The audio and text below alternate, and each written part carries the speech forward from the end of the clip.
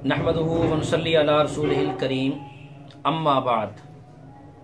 अल्लामा तहतावी रहमतुल्लाह अलैह ने हज़रत अली रज़ी अल्लाह तआला अन्हु से रिवायत करते हुए मिसवाक करने के फ़ज़ाइल और फ़वाइद नकल किए हैं, जिनमें मैं चंद एक फ़ज़ाइल आप हज़रात के सामने रखना चाहता हूँ। नंबर 1, मिसवाक को लाजिम पकड़ो और इससे गफलत न करो। नंबर 2, कि मिसवाक करने से अल्लाह ताला की खुशनुदी हासिल होती है। हदीस पाक के अंदर आता है कि अस्सिवाकु मतहरतुन लिलफमी व मरज़ातुन लिर्रब्बी, के मिसवाक मुंह की पाकी का जरिया है और अल्लाह ताला को राजी करने का जरिया है।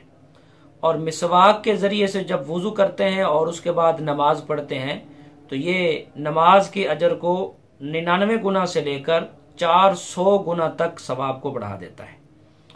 उसके बाद ये सर दर्द और बलगम ये भी मिसवाक करने से ख़त्म हो जाती है, और मैदा सही हो जाता है, हाफजा तेज़ हो जाता है, अकल बढ़ जाती है, अकल दानाई ये चीज़ें भी बहुत ज़्यादा बढ़ जाती हैं।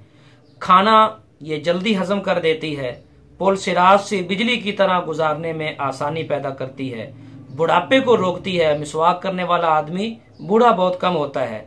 नामा अमाल क़यामत वाले दिन मिसवाक करने वाले को दाएं हाथ में आसानी के साथ दिया जाएगा, और मौत के वक्त जो नज़ा की तकलीफ होती है मिसवाक के जरिए से उससे भी हिफाजत हो जाती है।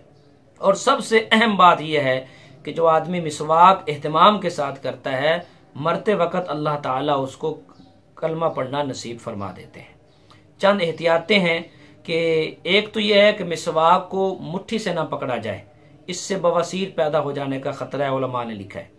नंबर 2 यह है कि मिसवाक को ज्यादा चूसना नहीं चाहिए, इससे बिनाई जाने का खतरा होता है, इससे भी परहेज जरूरी है। तीसरे नंबर पर यह है कि मिसवाक को लिटा कर न रखें, बल्कि उसको यूं खड़ा करके रखें। अगर आप मिसवाक को लिटा कर रखेंगे, खड़ा नहीं करेंगे, तो इससे जुनून पैदा हो जाने का खदशा है। उम्मीद है कि ये इंतहाई मुख्तसर अंदाज के अंदर जो मिसवाक के फ़ज़ाइल मैंने आप हज़रात के सामने बयान किए हैं आपको पसंद आएंगे। आप इस पर अमल भी कीजिएगा और मेरे लिए भी दुआ करेगा। अल्लाह ताला हम सब को अपनी हिफ्ज़ व अमान के अंदर रखे। वस्सलामु अलैकुम व रहमतुल्लाहि व बरकातहू।